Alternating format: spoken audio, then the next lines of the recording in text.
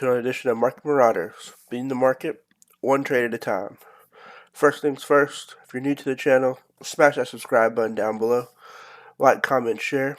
So, every week I give my top 3 option picks for the week. So, this is going to be them. So, let's dive into it. If you like videos like this and you want to know more about option picks and just where do I start trading options and stuff like that, stay tuned. And now I'm going to dive into the top 3 picks. So for number 1, we have ticker sign NIO, which is NEO Incorporated. Their weekly average their moving average 50 is $3.83. Their moving average 200 is $2.94. And on Friday, they ended the week at $4.13. So if we dive into another one of their charts, we can see that they've gapped up from about the 24th of February. They gapped up to about $4.96, where they have gone down some. In the 5-day span down to $4.13. So they're not all the way down to where they were when they first had their breakout at 390, but they're headed down. They've had a couple of dips. So let's dive into one of their press releases. So on these, I like to give some background information on the company or just a recent press release that what's going on with the company, just to show you guys that it's not just random guesses. It's actually some background information on it, and this is just a process that I think everyone should do when you're first starting out, or even a veteran trying to invest into a stock. Always do look at the press releases from the company, look at their financials, and it gives you a lot of information when it comes to finding a good pick or whether the company is suitable to be invested into.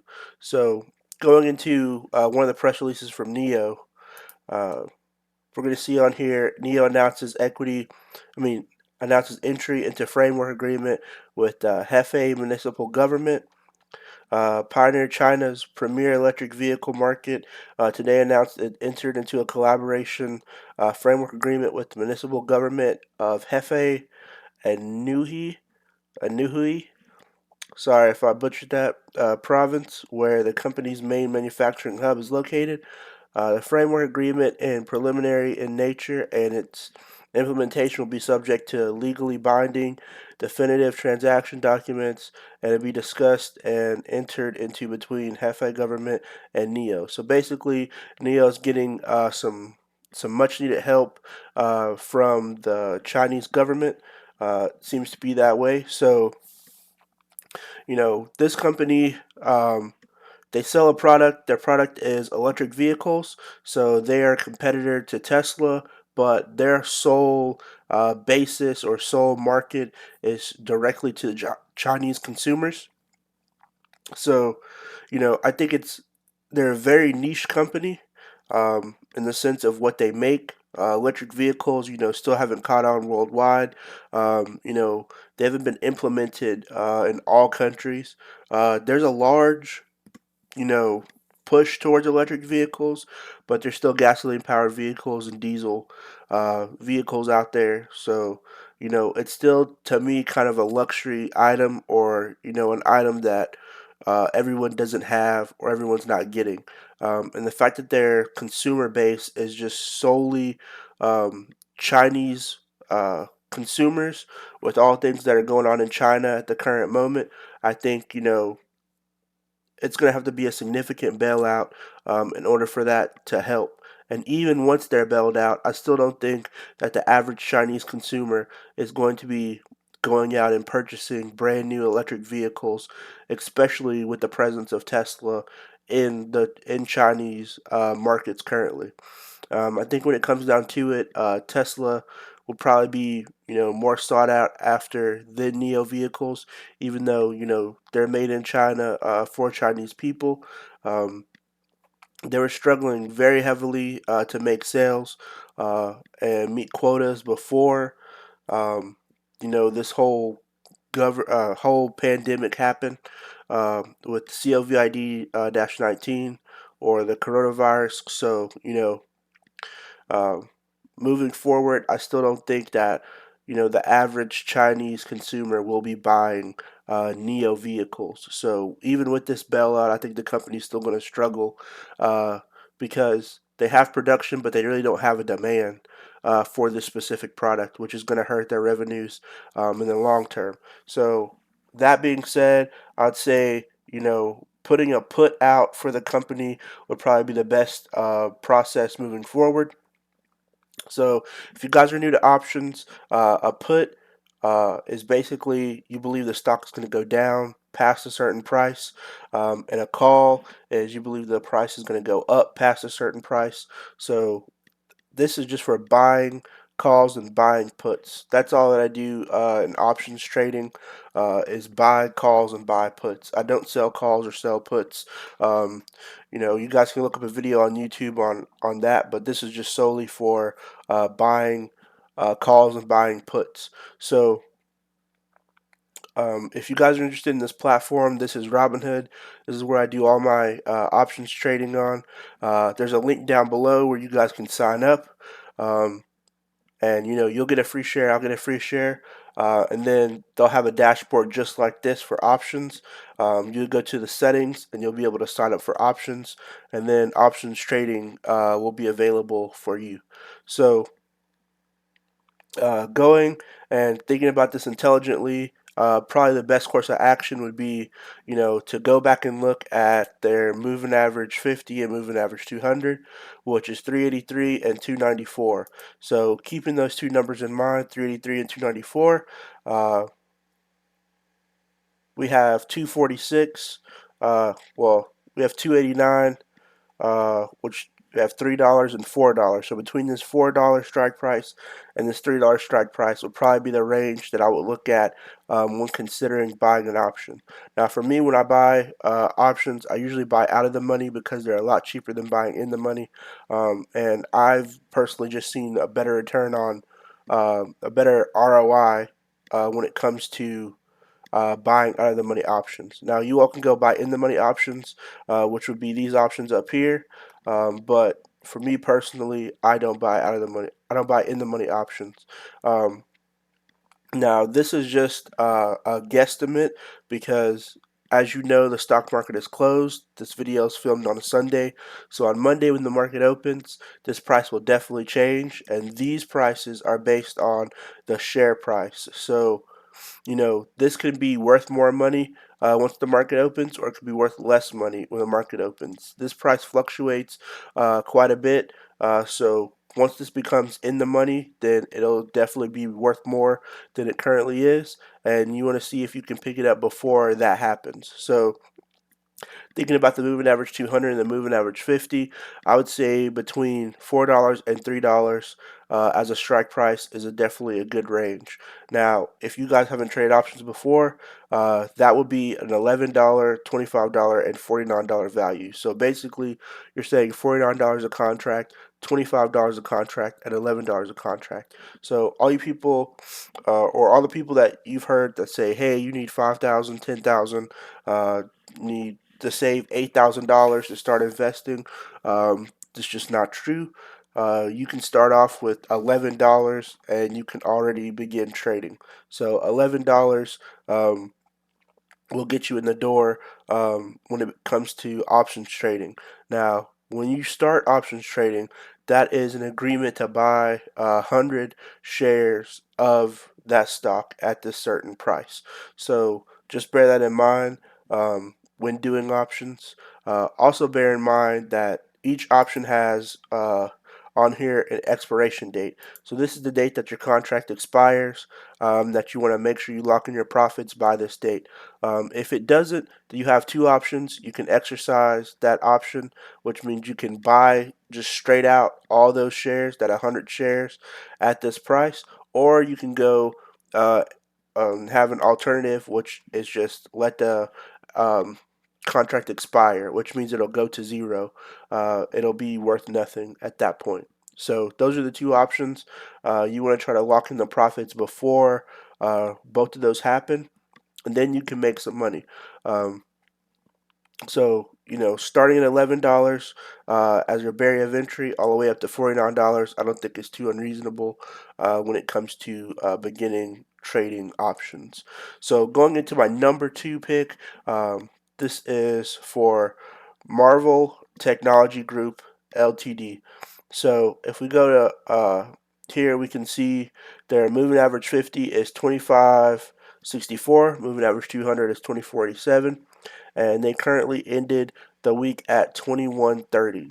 So going here 21.30 is where they ended, and they have their earnings in 2 days. So on the 4th will be their earnings, and we see that. Let's go to their 5-day chart. They've actually gone down quite a bit. They were at 23.36 and gone all the way down to 21.30, which is not that significant of a drop, but it still is a drop. But they're on their way back up at 21.30, which is plus 3.65%. So that's always positive news. Stocks usually rally. For you guys who aren't used to trading stocks or are brand new to trading stocks or options, stocks usually rally right around earnings. So the volume's usually high and people are usually buying a lot.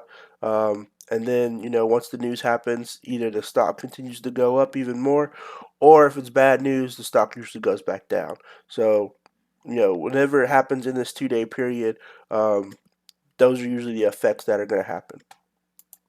So, jumping into here, we can see that they announced um, their quarterly earnings. So if you guys are new to stocks, new to trading options, this is the number you can call. Gives you the passcode, or you can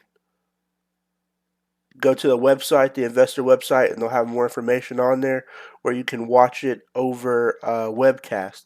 So all companies that are publicly traded, you can go onto their website, and they'll have a press release where you can listen to the conference call.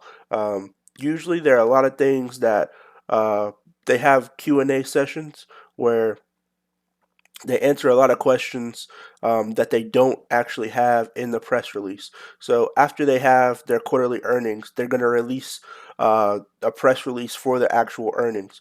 But there are a lot of things that the company is doing moving forward that investors want to know. So it's always good to listen to those conference calls because they have a lot of information that they didn't actually publish. So like projects that are way out in the future that may not have been discussed, or possible acquisitions or things like that, that people listen to, that can give you an advantage when going and trading this stock. So the more information you know, the better when investing in a stock. That's always the thing. So going and listening to these can be very advantageous to you when you go and want to put money towards these certain stocks and certain options. Um, and in order to call in here, it's not really, a bad thing. They give you the passcode on here if you call in. Most of the ones that I've done have been over the web, so they'll give you like a website, and then usually they'll ask you like your name, company you work for, email address. You just put that information in, and then right before the conference call, you'll be put into like a waiting lobby, and then sometimes they'll have a slideshow present, or it'll basically just be a webcast of the current conversation that's going on. Those are always good to listen to and available for every company that's publicly traded. Um, so, yeah, that's just a note for you guys. Another way you can do your due diligence. So, on here, I would say a call is probably the best option in my opinion for March 20th. I think there's enough time for that to happen. It's March 1st, so it's a few weeks for that to actually happen. And if we go to their moving average again, their moving average 50 and moving average 200 is 25.64 and 24.87. So keeping that in mind, between $24 and $25, or we're gonna say between $23 and $26 is the moving average. We can see between $23 is $94 for this option, and $26 is $26. So that'll be the price of that actual contract, and this is per contract. So just bear that in mind. This is the price you'll pay for each contract. So $26 barrier of entry, and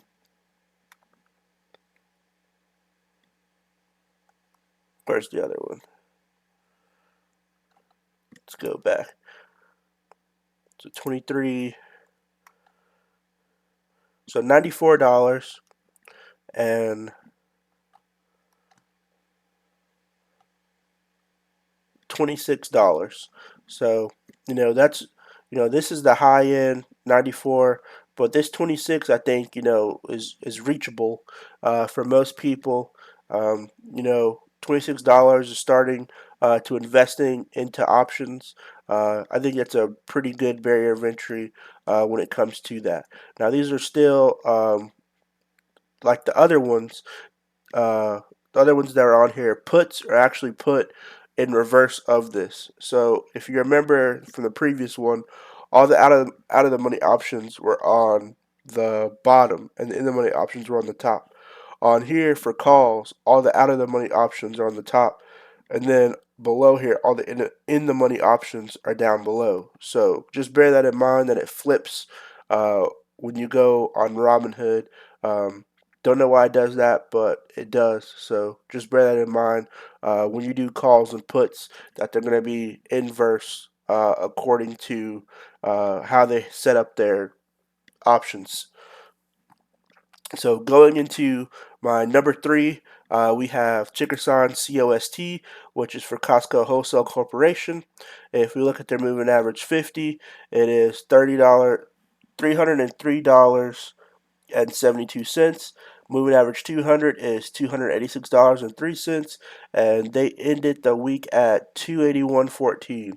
So going back on here, we see that they have gone down quite a bit, even though they were on an uptrend since about May. Let's see their 5-day chart. 5-day chart, we can see that they've gone down, quite a bit.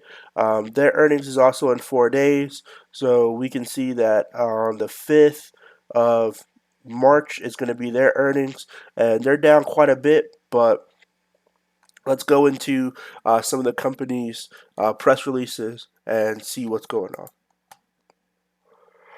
So if we go on here, this is their January 8th, 2020, 4:15. Costco Wholesale Corporation reports December sales results. So if we just go to the top highlights, it says for 18 weeks ended in January 5th, 2020, the company reported net sales of $56.99 billion, an increase of 7.5% from $52.2 billion during a similar period last year. Then also says reported net sales of 17.04 billion for a retail month of December. 5 weeks ended January 5th, 2020, a 10.5% increase from 15.4 billion last year. So basically, it shows, for their December month, they've increased the amount of money that they've made. Going to another one on here, this is produced February 5th. So on February 5th, it says today reported net sales of 11.57 billion for retail month of January. The 4 weeks ended February 2nd, an increase of 8% from 10.7 billion last year. For the 20-week ended February 2nd, the company reported net sales of 68.56 billion, an increase of 7.6% from 63.7 billion during the similar period last year. So this basically just means that for their financials, they have been increasing their sales every month. Year over year, which is basically this is what their comparison to. So this will be from February of 2019 to February 2020. This isn't quarter over quarter. This is year over year comparison. So just bear that in mind. Um, but I think the company is definitely on a good trend as it comes to revenue and increasing their total number of sales. So if we go to Costco. I would say a call is definitely probably the best option when it comes to that. Now this on here is very pricey, so this is just a high end um, call. So if we're looking at this is like $1,163. It's quite a bit for one contract, but I think a call would be the best option for people on here. And some people, their budget, um, for going in and buying stocks, isn't low. But for me, I'm very cheap, so spending $1,000 or something dollars on um, one call is pretty expensive to me. But for you guys who have the money out there to do it, be my guest. But let's think about this intelligently. 303, 72, and 286 are its moving average 50 and moving average 200. So let's bear that in mind when it comes to looking for a stock. So 303 and 286. So going back here, we have the 286. So that's going to be $1,283. It's going to be your high end range. And then for 303, we said we'd go down to 305. We're going to say 510 is going to be your barrier of entry. So between 1283 and 510 is going to be your range when it gets to that. Now, you may be asking, why do I pick those two values? Because those are the moving average 50 and moving average 200, and those are the metrics that everyone's going to be basically looking at. So, when it comes to investing, a lot of people are going to say, oh, it dropped down below its moving average 50. But then when it goes back up past its moving average 200, then you can say, hey, this is gaining momentum. And a lot of times people will buy more if they see the momentum go up past its moving average 200.